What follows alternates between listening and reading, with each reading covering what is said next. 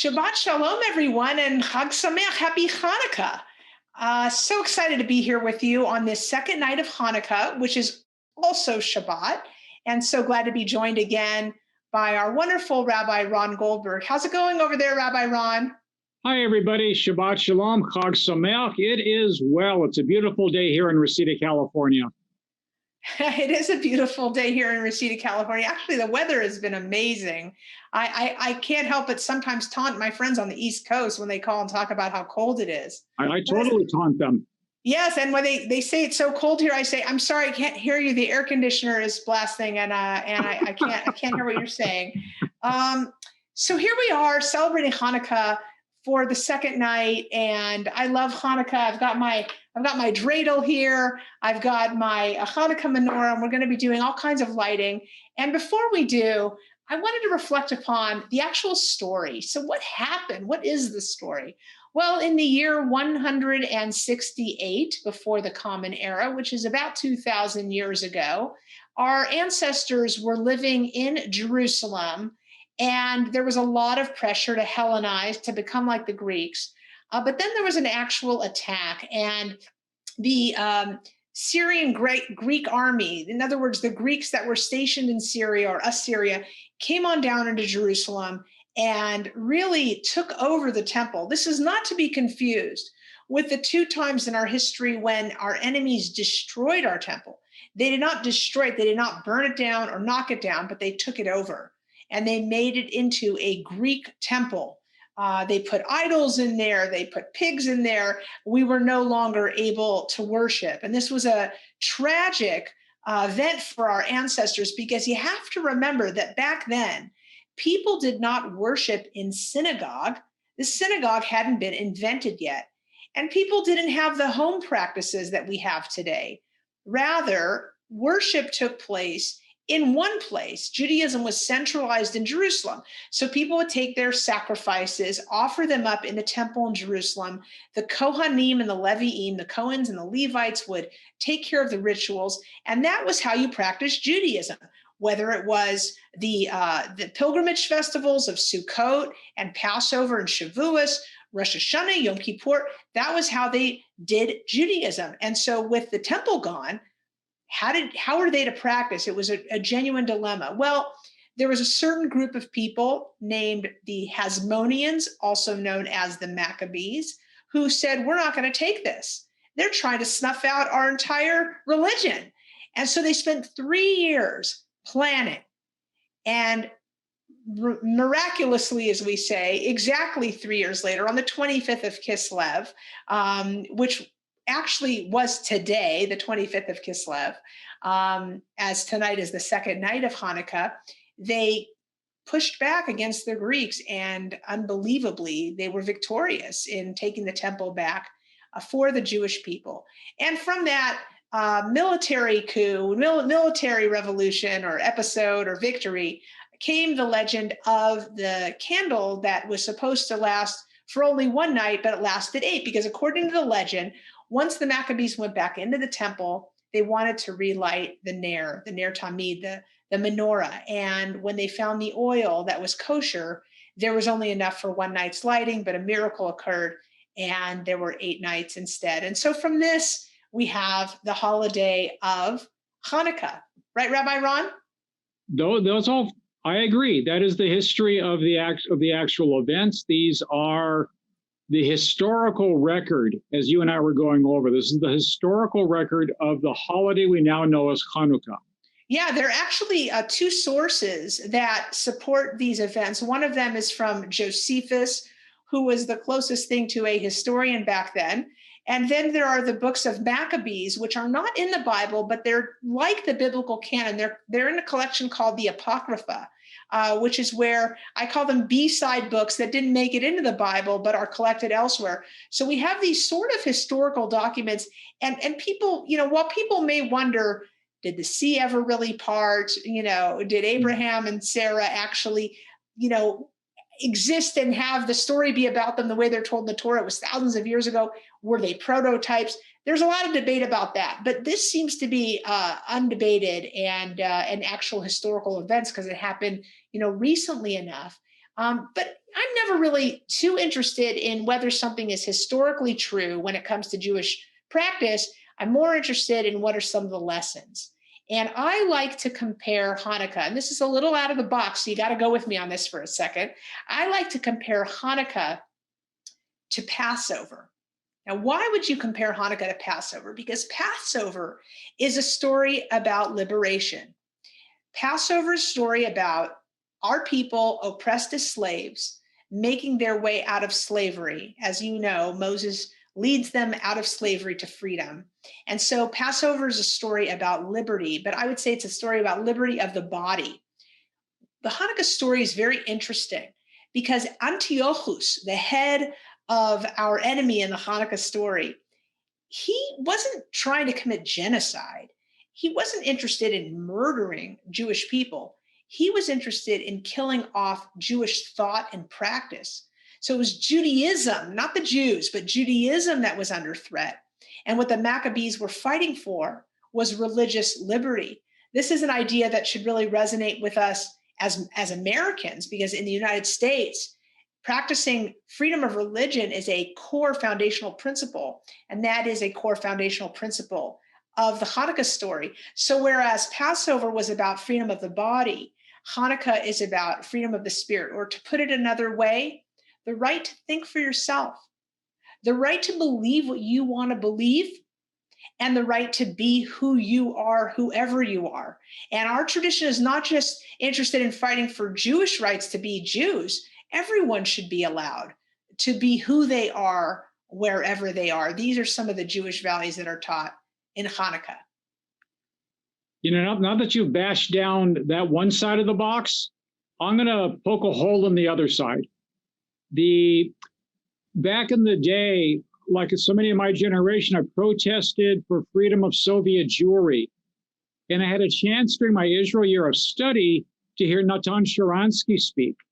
And he spoke very similarly to what you just described, that he might have been in prison, that the Russian authorities might have, well, they did put him in jail physically. But the story you heard him say over and over again with himself and his fellow refuseniks, they didn't capture his mind. They didn't take away his spirit, that spirit, that individuality, that uniqueness, that Judaism, they never took away from him. So and Rabbi Ron, you're reminding us that this was not a one-time story, right? This would happen again and again to the Jewish people, including, and that's a fantastic analogy, because whereas, Hitler's Germany was about, absolute genocide, the Soviets also, they were not out to mass murder, at least not in his generation, right? They weren't out to mass murder the Jews. They just wanted to kill off, actually, not just Judaism, but all religion, right? Because that in a way threatened the state, right, in the former Soviet Union. But people like Natan Sharansky and others, fought, and sometimes they had to do it quietly and secretly. By the way, some people say that the dreidel is not just a children's toy, but that the reason the dreidel has the 4 letters of Nun, Gimel, Shin, and Hey, Nes Gadol Haya Sham, a great miracle happened there, is that because there were so many times when Jews kept up their Judaism but had to do it quietly, this was a way to transmit to the next generation. Very nice. Very nice. So let's go ahead and light, okay? Let's make the blessing. The first blessing, of course, is about lighting the Hanukkah lights. And the second blessing is about celebrating the miracle of Hanukkah. Baruch atah Adonai Eloheinu melech haolam asher kitshanu b'mitzvotav v'tzivanu lehadlik ner shel Chanukah. Baruch atah Adonai Eloheinu melech haolam she'asa nisim lavoteinu bayamim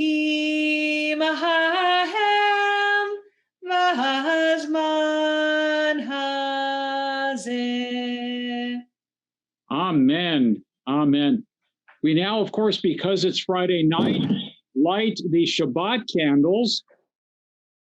Candles to sanctify time, to separate that time between what was Friday afternoon and what is now Shabbat. So I'm going to light these here.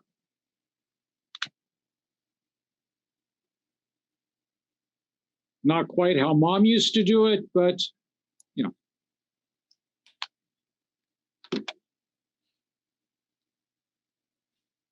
Baruch atah Adonai Eloheinu melech haolam asher kiddushanu b'mitzvotav v'tzivanu lahadlik ner shel Shabbat.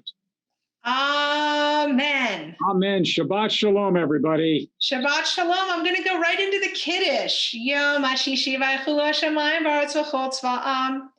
V'Eichal Elohim b'yom hashvi melachto asher asa v'yishbot b'yom Hashem mekomoto asher asa. V'Yivarech Elohim et yom HaShiv v'Yikadesh oto ki vo shabbat b'komoto asher bara Elohim lasot. Savrin Rabbanan Barabotai, Baruch atah Adonai, Eloheinu melech haolam borei peri hagafen. Amen. Baruch atah Adonai, Eloheinu melech haolam, asher kitshanu b'mitzvotav v'ratzavanu, v'shabbat kodsho be'avahu ratzon hinchilanu, zikaron l'mahaseh v'reishit, ki hu yom techila l'mikrahei kodesh, zecher l'tziat Mitzrayim, ki banu v'acharta, ve'otanu kidashta, mikol ha'amim, ve'shabbat kodshecha, ve'ahava uvratzon hinchaltanu.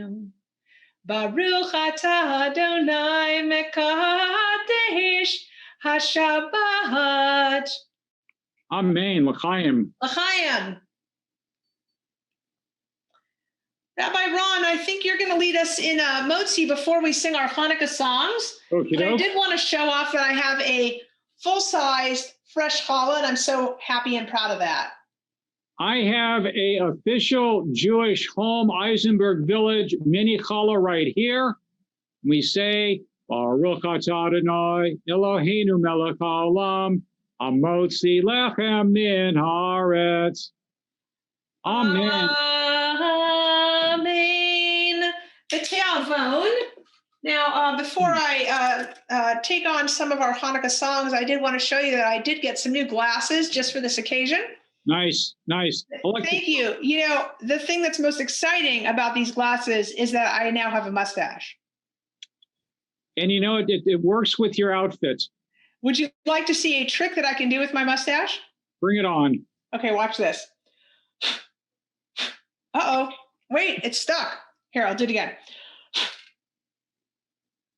Would you like to see it again? I would. Oh, got stuck again. Actually, that's pretty good as itself. Because I can't do that with mine. You can't? Cannot. All right. Let's sing some Hanukkah songs together. Okay. All right. Are you ready for that, Rabbi Ron? Please. Oh, Chanukah, come light the menorah. Let's have a party, we'll all dance the hora. Gather around the table, we'll give you a treat. Sevivon to play with and latkes to eat. And while we are playing, the candles are burning low. One for each night, they shed a sweet light to remind us of days long ago. One for each night, they shed a sweet light to remind us of days long ago. Sevivon, so, Chanukah, Uchatov, Chanukah, Uchatov, Sevivon, so, Chag Simcha, Ulam, Eskadol Haya, Shalom, Eskadol Haya, Shalom, Chag Simcha, Ulam. How about I have a little dreidel? Okay. Do you like that song, Rabbi Ron? Yes, I do. Yes, I do. All right. Well, hopefully everyone will sing along then. Please. All right. Let me bring this up a little bit. Everybody should join us indeed. Yes, I hope that you will. I have a little dreidel. I made it out of clay. And when it's dry and ready, oh, dreidel, I shall play. Oh, dreidel, dreidel, dreidel. I made it out of clay. And when it's dry and ready, oh, dreidel, I shall play. My dreidel's always playful. It loves to dance and spin. A happy game of dreidel. Come play now, let's begin. Oh, dreidel, dreidel, dreidel. I made it out of clay. And when it's dry and ready, oh, dreidel, I shall play. Mi malel gvurot Yisrael otani imnei ken bechol dor yakum magigvor goel ha'am. Mi malel gvurot Yisrael otani imnei ken bechol dor yakum magigvor goel ha'am. Also known as Who Can Retell the Things That Befell Us? Who can count them? In every age a hero or sage came to our aid. Shema, at this time of year in days of yore, Maccabees the temple did restore, and today our people, as we dreamed, will arise, unite, and be redeemed. Very nice.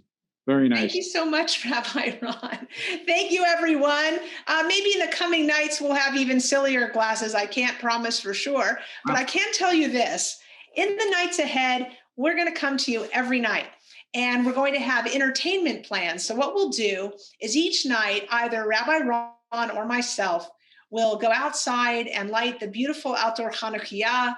We'll sing the blessings, teach a little something, and then that will be followed by entertainment from one of the great musicians or cantors of our community. So we're looking forward to seeing you every night, and we wish you a wonderful, wonderful Shabbat, a Shabbat filled with wholeness, a Shabbat filled with joy and with peace. And before we say farewell, we would like to offer you this last blessing.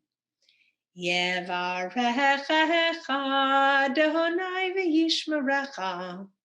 May Adonai guard and protect you. Yaher Adonai panav elecha v'chuneka. May Adonai turn his face to you. Yisa Adonai panav elecha ve'yasem lecha shalom. May Adonai be gracious with you, and most importantly, I truly believe, grant us all the blessing of peace. Amen. Dear friends, happy Chanukah Chag Urim Sameach and Shabbat Shalom from our homes and our places of work and of dwelling. We want to offer you blessings of peace and love. Shabbat Shalom. I add Shabbat Shalom, Chag Urim Sameach, and I'm going to be working on over the next couple of days that mustache trick. I'm not too confident, but I'm going to give it a shot. I believe in you, everybody. Rabbi Ron. Happy Hanukkah. Chag Sameach, everybody. Oh